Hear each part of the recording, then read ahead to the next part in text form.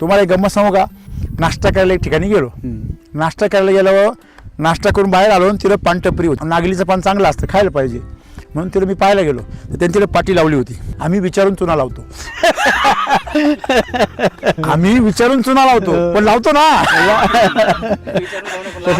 केमिकलचं विचारून चुनाच आहे ना. केमिकलचा शेतकरी हा दुकानदाराकडे गेला की त्याला समोरचा दुकानदार विचारून चुना लावतो.